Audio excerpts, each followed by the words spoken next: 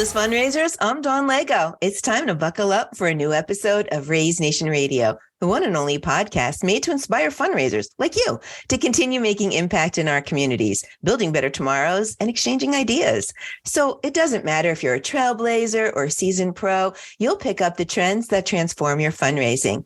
And together we'll dive into lively conversations and chat with industry-leading fundraisers and thought leaders to explore those hot-button issues and innovative ideas. So stay with us for the next 30 minutes while we inspire you to embrace the future of fundraising. So welcome back to a new episode of Raise Nation Radio. We're so happy you're joining us today. If you're new to the show, be sure to follow us on your favorite channel so that you can get all the notifications about new guests and new shows. We stream on 10 different podcast channels, all your favorites, so you can tune in anytime, anywhere, any place to your convenience. And if you've been here before, welcome back. We're so happy that you're fans of Raise Nation Radio and all of the wonderful guests and content that we put out. And we'll love to see you back over and over and over again. We try to do something new, fresh, and fun every week and give you your daily dose of inspiration. And today's going to be very inspiring. Talk about thought leaders in the nonprofit space and with social media and digital strategies. We got her, ladies and gentlemen. She's here, Dana Snyder. You may be familiar with her already. She is a podcast host. It's a little nerve-wracking for me, host to host. She's a speaker, a keynote speaker, an excellent speaker at that, and a digital strategist, which is somebody we need to talk to when we're looking to convert, acquire, retain donors. We're better in the digital space, but such a universe that's so difficult to understand. Today, we're going to break it down for you. So from Positive Equation, please welcome to Raise Nation Radio, Dana Snyder. We're so happy that you're here, Dana. Welcome to the show. Thank you, Dawn. Dawn, you have the best voice for this. Right back at you. I woke up this morning, Dana. It's so funny. I woke up and I'm like, oh no, how do I, get into my groove in front of a fellow podcast host, right? So you're rocking it. You're rocking it. You're already in it. Thanks so much. Well, we're going to talk about some really important item, digital strategy. I mean, what does that mean? Social media. I do social media. What does that mean? Well, I know you're going to break it all down for us, but first, I just want our audience to get to know you. So why don't you just share your background, how Positive Equation, came to be, and whatever you want to share personally. We'd love to get to know the real Dana Snyder. Yeah, of course. So my journey in the nonprofit space literally started before I even got to college, with doing mission trips and growing up. But then when I got to UCF, go Knights, University of Central Florida. Go Knights. If anybody is a fellow dance marathon participant, there's over 100 dance marathons at different universities that support local Children's Miracle Network hospitals. And that became my college life. I was involved in dance marathon since I was a freshman, and I was in charge of external partnerships. So going out into the community and raising money. And the university now raises $2 million a year, all student run philanthropy, $2 million a year for the local Children's Miracle Network hospitals. And so that was kind of my taste into knowing that I wanted to do some sort of career that gave back. So worked in the nonprofit sector for a while post graduation, and this is going back to 2010. And then I decided to stretch my wings and go to New York City and live the corporate agency life, working with everybody from The Honest Company to Sports Illustrated to Delta Airlines to Madison Square Garden. And it was fascinating because it was such a different world than I was used to. And I think it honestly was amazing because it brought a different perspective, and I can understand the brand and the agency side of things and the nonprofit side of things.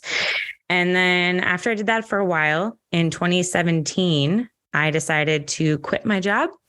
Wow. No clients. I literally there's a good pipeline for you. Yeah, I was literally pacing on Fifth Ave. Our office was on 28th and 5th for any Manhattan people out there.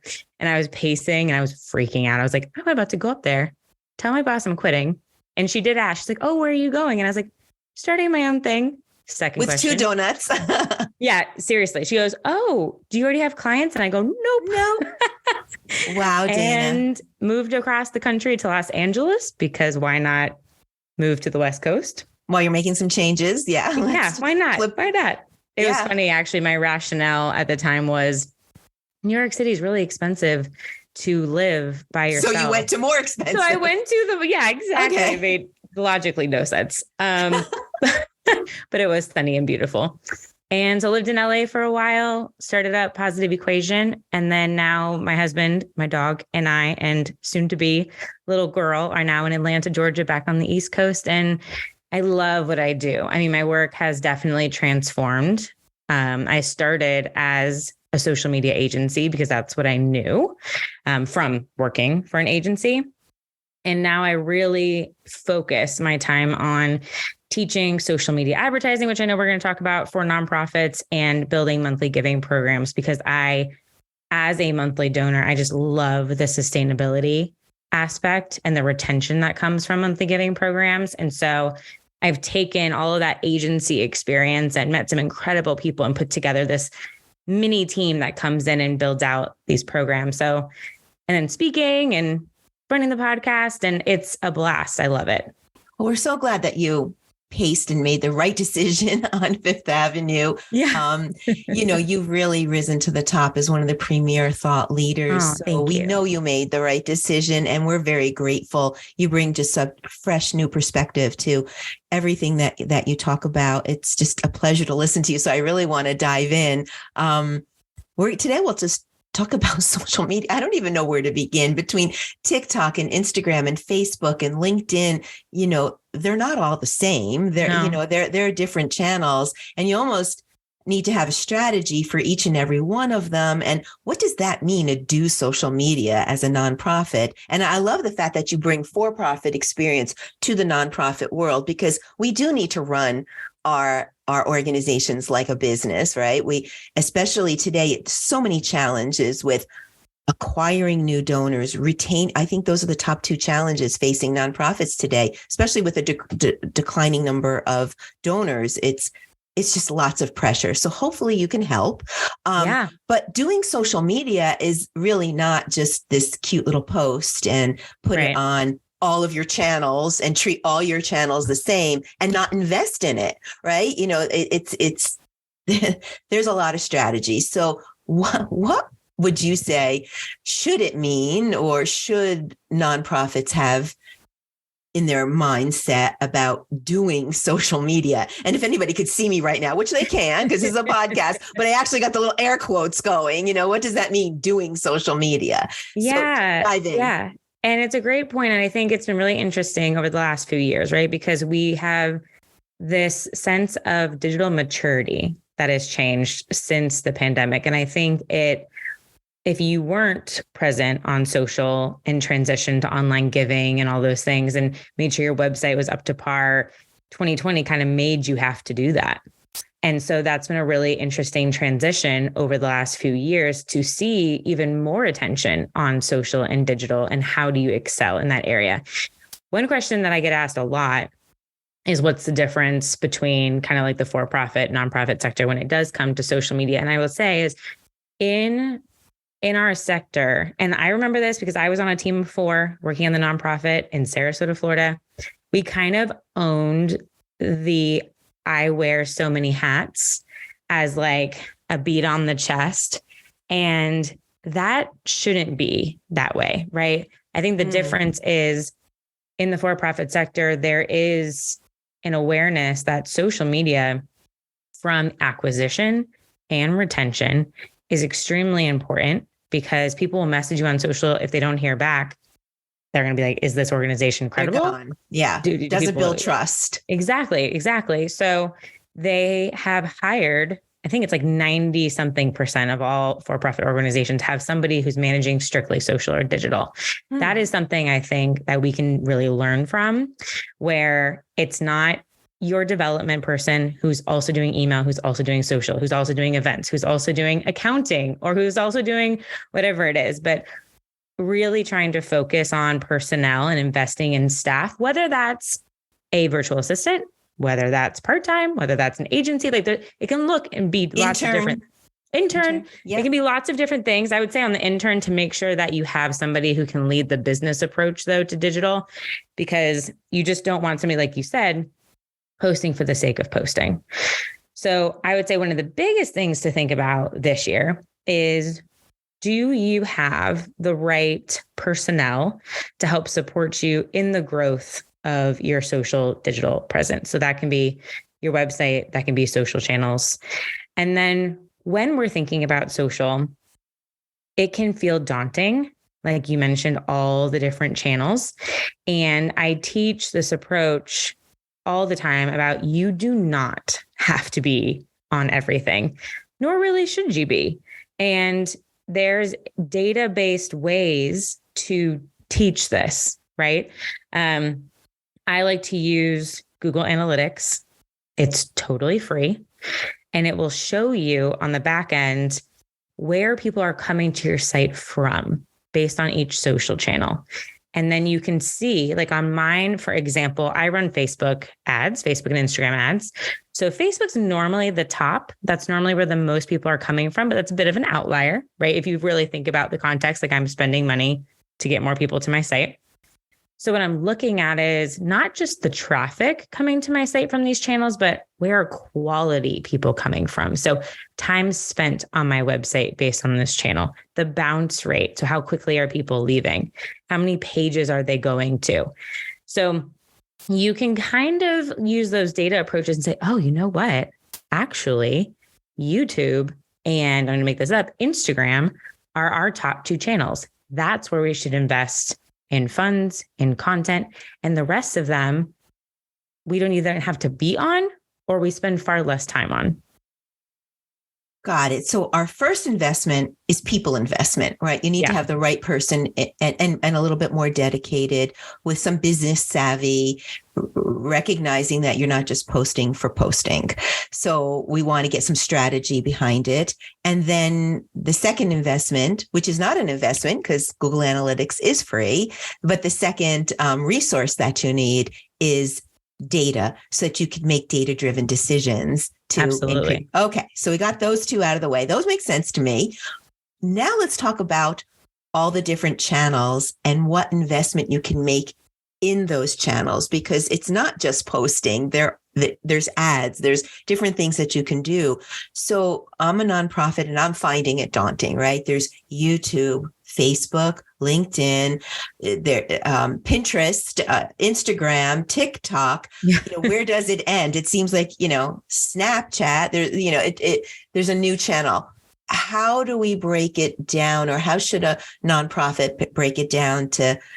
And I love what you said, because you don't need to be everywhere. You need to be where it makes sense. So I think what you're saying, quality over quantity, do a channel well instead of doing 5 diluted. I think that's what you're saying. But let's dive deeper. How does a nonprofit break that down for their organization? Yeah, I would say pick a primary and a secondary channel. YouTube and Pinterest are actually search engine channels. I wouldn't even consider them a social platform. YouTube's owned by Google. And when you think about any social platform, we have to think about what is the user experience calling you to do. The best way that I can present this is, listener, think about your own personal experience and how you use a social channel.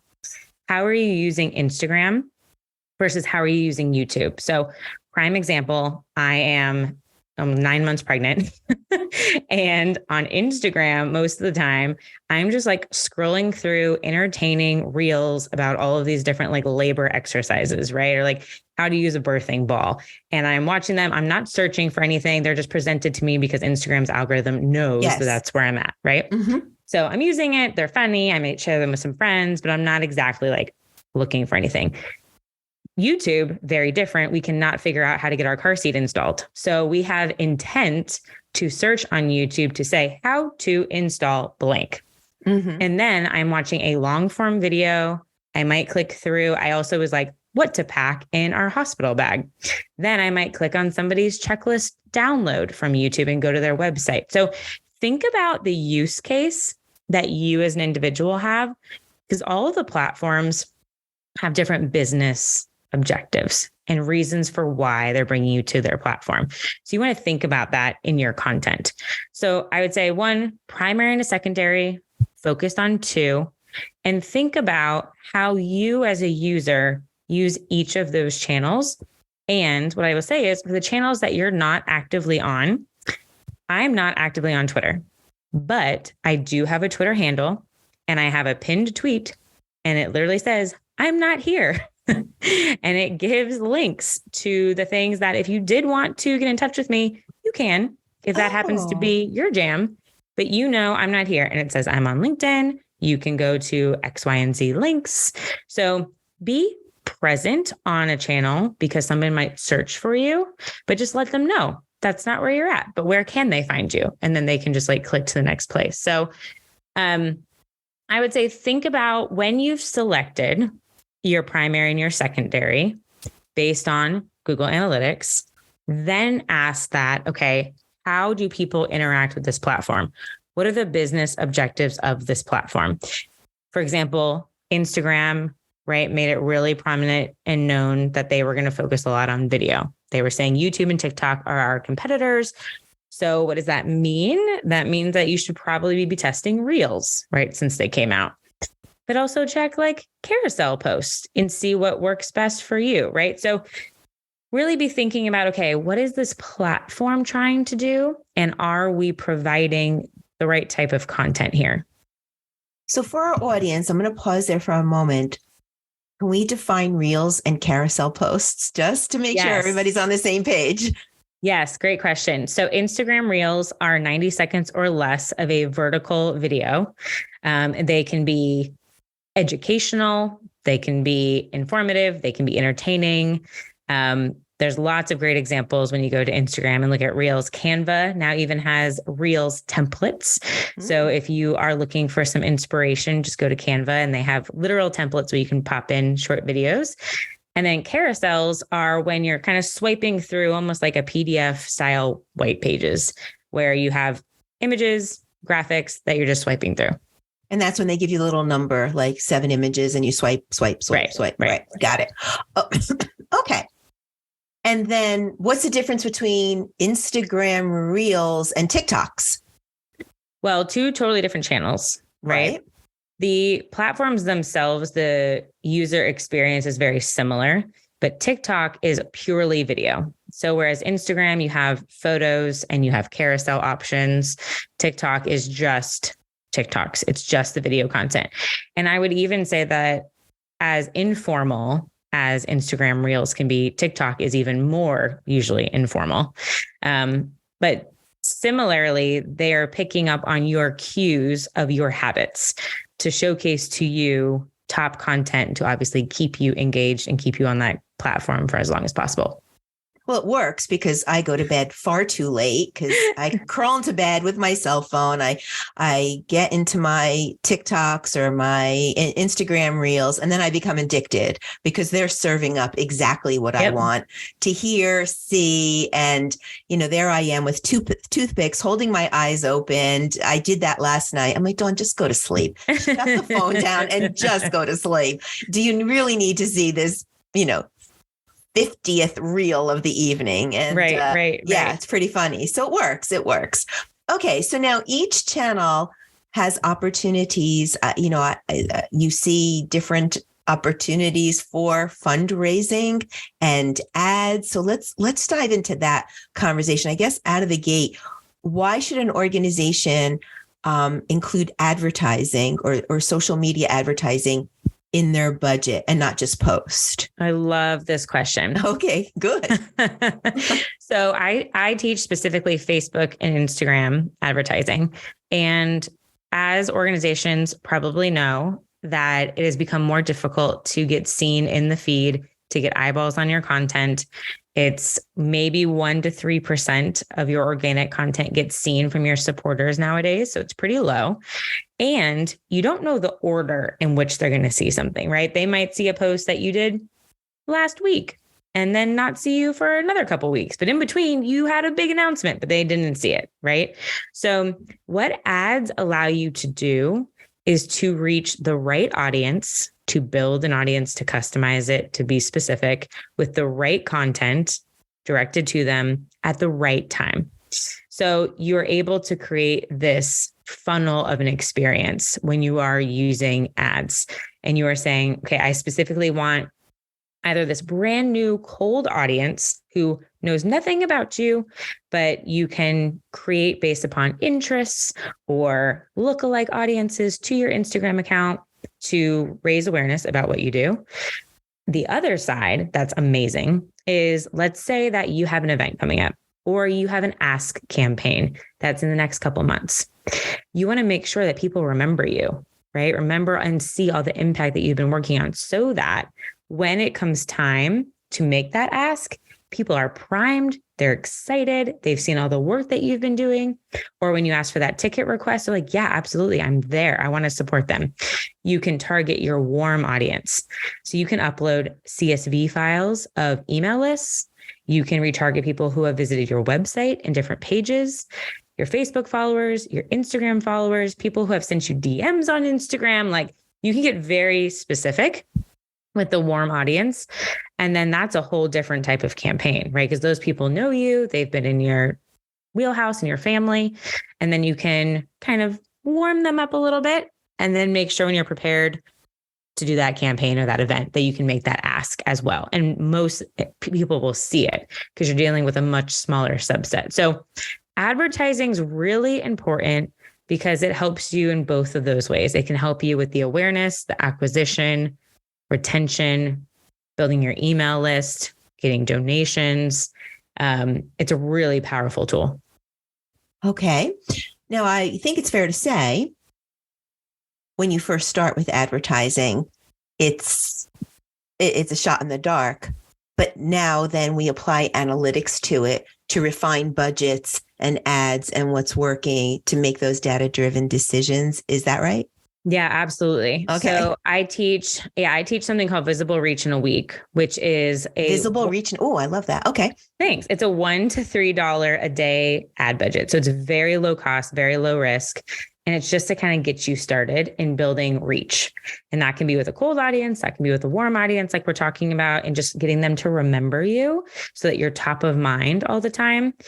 And what happens a lot with ads and where organizations say they don't work for me is when we go out of the gate, super bold with a donation ask. I had a nonprofit that I was doing some consulting with, and they were asking in a Facebook ad for $1,000 gift to a brand new cold audience. And you have got to warm me up a little. I need to understand impact. Let's build a little trust. Yeah. Bring me into the story a little bit. Okay. So of course, that ad failed, right? Yeah. And I was like, well, yes, that is likely going to fail. Think about if like somebody came out to you and asked the first time, you don't even know what they do. You don't even know what they do, and they're asking you for $1,000. Are you going to give them $1,000? Probably not. Yeah, I would. So there's a whole process of ads and getting people warmed up to you to be able to make that ask. I would also say $1,000 is very high on Facebook, unless you're going towards a very specific warm audience that you have. But yes, the best thing about ads, like you mentioned with data, is when you're sending out snail mail, you don't really know, hey, did this person actually receive it? Did they like the image? Was something wrong with the envelope? Like, it's very hard to track. Mm-hmm. In Facebook Ads Manager, it's giving you that detailed data where you can kind of play detective and test different content pieces and be like, ooh, this one really popped. This one really worked. We should use that in our emails. We should put that image on our website.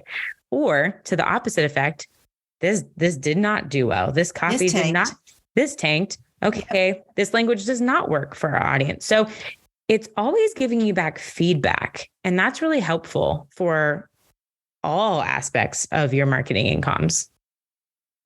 Okay, so are ads good for any sized organization, large and small? Like, can you, I love what you're saying, because it's less daunting to get started small, but you have to have patience, right? Because this is not an overnight fix to anything. It builds and builds and builds till you refine it and get it right. Let it work for your organization. We're using data to make some decisions, and then you could up your budget, see what works. It also parlays into what you can do elsewhere with your channels, right? So many benefits from what did you say, a $1 to $3 and it budget? can be even, look, it is so powerful for all size organizations.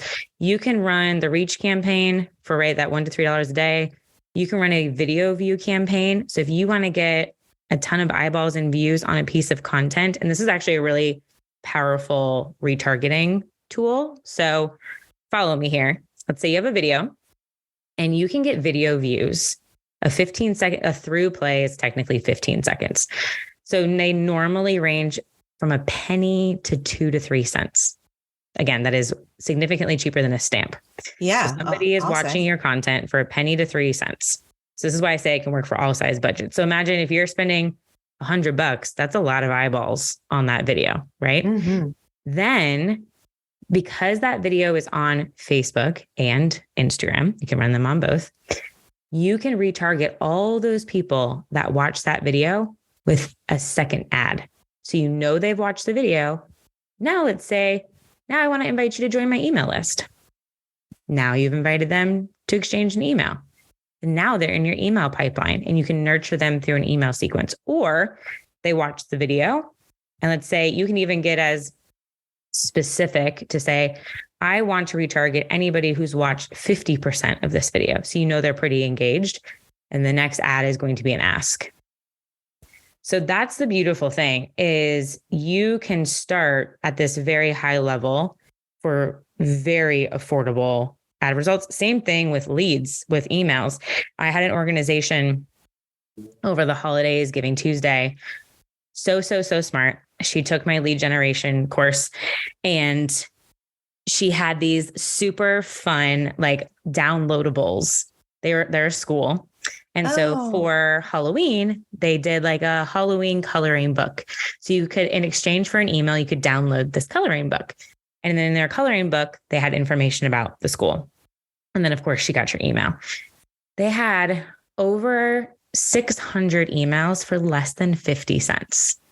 So I don't know about you, but most of the time that's a great buy. That's pretty strong. And I would say most of the time you're going to get a donation that's more than 50 cents. I don't even think people can donate 50 cents on a donation form.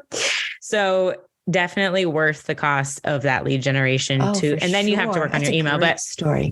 Yeah, it was fascinating. And then, so that did so well for them. They're like, well, we're going to do that again. And so they just thought about what are relevant items to our organization that people would want to download in exchange to give us their email address. So super, super, super smart. Listener, take this, replicate it, and take it for your own organization too. Yeah. Wow. And so you have all these courses available on Positive Equation. Is that what we find? Because we only have 30 minutes on this podcast and I want to know more. What's available on Positive Equation for our audience who's probably just as fascinated as I am right now? Yeah, I tried to really break them down to be very step-by-step. So each of the courses are, the Visible Reach in a Week is 30 minutes and less, and the other two are under an hour. So either if you're looking for brand awareness and increasing your visibility, that's Visible Reach in a Week. If you're looking to grow your email list, that's lead generation for growing your supporters. And then if you're looking for donations, I have an ad course specifically for learning how to run donation-based ads. That also, I will say, I've seen organizations when I've been doing audits for them and I go in and I look at to see why is an ad not working. Facebook is designed to give you objectives for ads. So there's awareness, there's conversions, there's traffic, all sorts of things. If you're running an awareness campaign, it's not trying to get you donations. It's trying to get you awareness, right? I had an organization recently who was running traffic campaigns, but all of their content was asking for a donation. But that's not what Facebook's trying to get for you. They're not trying to get a conversion. They're not trying to get that action. So when I teach these courses, they're very step-by-step. I'm going to ads manager. I'm building out the campaigns with you so that you can be guided through the whole experience so that you don't get into that spot. Okay. Very good. So for our audience right now, that's maybe driving their kids to soccer or band practice, don't keep driving, be safe, don't have to get a paper in bed. We're going to get all of this on the show notes if that's okay with you, Dana. We want to get Positive Equation and your courses, and we'll list it all out because I think our audience must be as fascinated as I am. Like, oh, give me more. This is great. I love how you break everything down step by step. So we'll connect. I geek out on it. Yeah, I love it. I mean, this is fascinating. I thought I knew a lot about social media. I realize I know nothing. I just need you. So that's all good. So you also have a podcast, right? So if we just want to tune in, where do we find you? On the podcast waves? I do. I love it. I'm coming up on a year. It's called Missions to Movements. And I take audiences behind the feed, is what I like to call it, and share marketing case studies and social media stories about what's working. So I have interview-based conversations with organizations, and then I do solo kind of teaching episodes. And just like a sneak peek of one, which I think was fascinating, I had Cubby Graham on he's the social lead at Charity Water. And they did this beautiful campaign on World Water Day with Pantone. And Pantone's like a massive brand that we all know with the color chips, right, for painting. Yep. And I was like, wow, like how long did that take to build that partnership? He goes, Dana, it was through Instagram DMs 2 weeks before World Water Day. We threw it together. And it's like, you would never think that, right? Like from an outsider's perspective, we think that's impossible. I could never partner with a big brand like that. That would take months and months and months of preparation. No, it was Instagram DMs. And that's what I love sharing about these behind the scenes is that there are so many things that are attainable, right? If we just like think outside the box and let opportunities happen. So that's the show's Missions to Movements. It's on Spotify, Apple, all the podcasts, but I love it. It's really fun. Well, head over after you follow Raise Nation Radio, head over and follow Missions to Move. There used to be that old saying that, deals are made on golf courses. But I think today in 2023, deals are made on DMs, right? For sure. There's so much communication. On I know. DMs. And I know we didn't get into LinkedIn very much, but LinkedIn's super powerful for connections like that. Of course, I use LinkedIn all the time. So I support that as well. I'll echo that thought for sure. All right, let's get back to ads. So what kind of ads work or what should organizations be thinking about when they're building their ad program? I think you touched on that a little bit. We certainly don't want to ask cold audiences for $1,000, but can you give us a little bit more flavor for people who are like, okay, I'm listening to Dana, I'm going to get started, get them in the right frame of mind about their ad? Yeah, I would ask you, what are your goals right now? What are you trying to accomplish? So if you're looking to increase your brand awareness, and I actually have I can share this with you, Dawn. I have a great checklist, like free downloadable.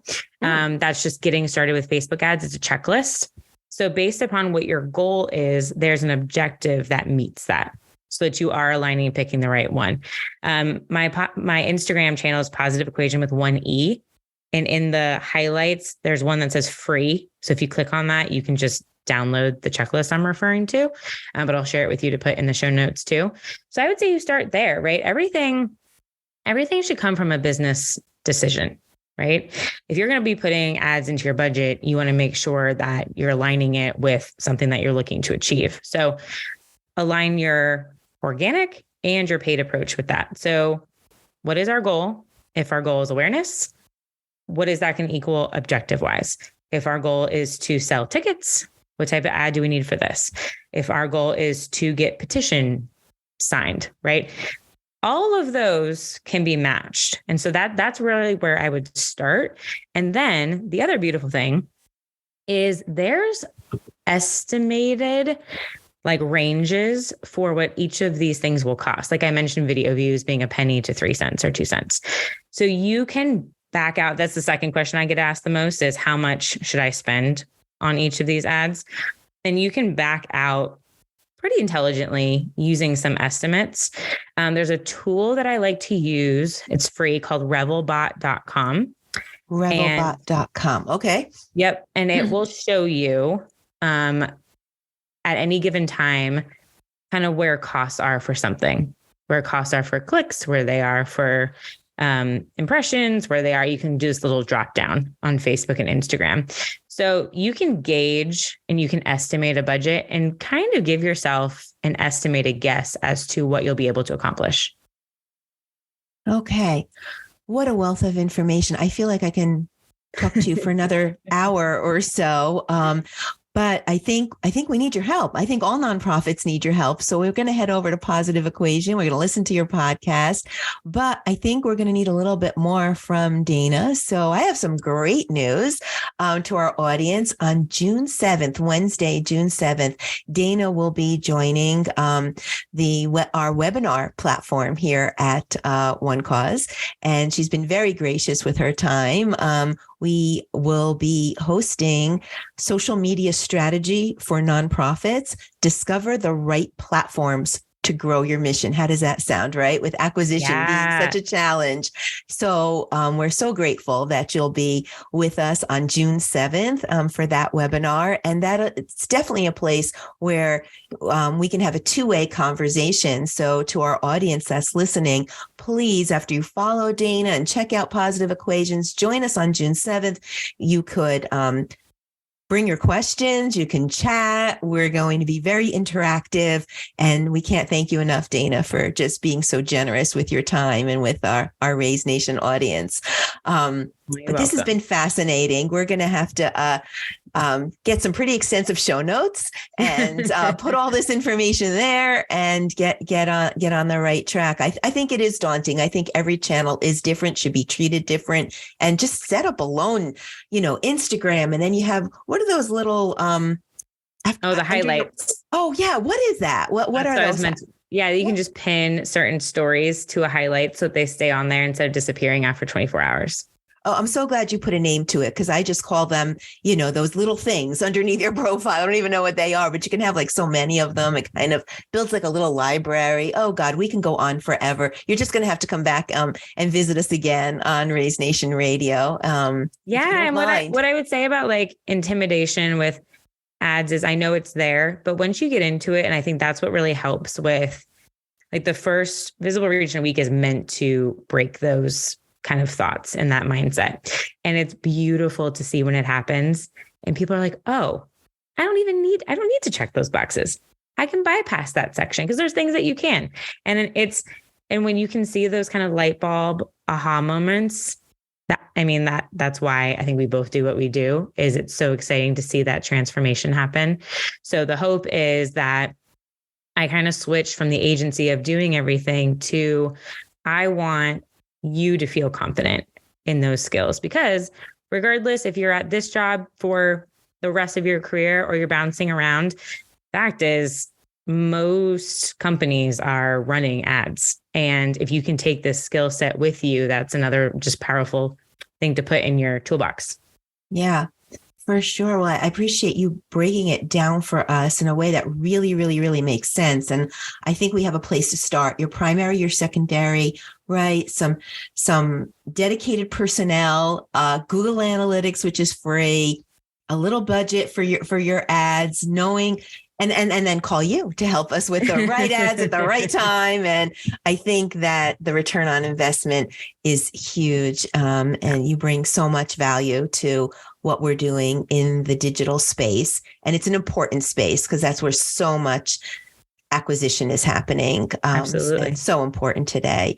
So, well, fearless fundraisers, I know you're disappointed, as I am, but that is all about all the time we have for today. Thank you so much for listening. We hope you enjoyed today's Raise Nation topic and your daily dose of fundraising inspiration.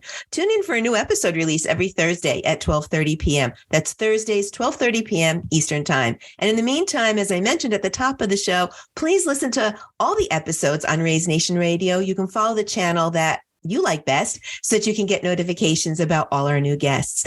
Fundraisers are doing amazing things to build better tomorrows for our communities. We have so many of their stories on Raise Nation Radio. They are awe-inspiring. You don't want to miss a single episode. I would like to thank our sponsor, One Cause, for making this episode possible. One Cause is driving the future of fundraising with easy-to-use software solutions that help nonprofits connect with their donors. Check it out at onecause.com for a broad catalog of ebooks and vlogs, webinars, podcasts that you'll hopefully find very helpful. A huge shout out and thanks to my guest, Dana Snyder, for sharing a very expert and authentic voice about, digital strategies. You definitely want to follow her podcast and visit her on Positive Equations. Just such a breath of fresh air and a wealth of knowledge. Dana, I truly enjoyed our conversation. Thank you so much for being with us today. Any last words of inspiration for our guests, for our audience? Of course. Love this question. I would say when it comes to organic, social, or paid, pay attention on your own feeds to things that make you stop the scroll. Take a screenshot and put them away in a folder, because we're always looking for inspiration, ideas. And now you'll be able to say, oh, you know what? These ads stopped me. Why did they stop me? What was it about the copy? What was it about the graphic? So you're just like building on, and you get targeted with so many, you may not even realize it. But now after listening to this, you might be like, oh, that's an ad.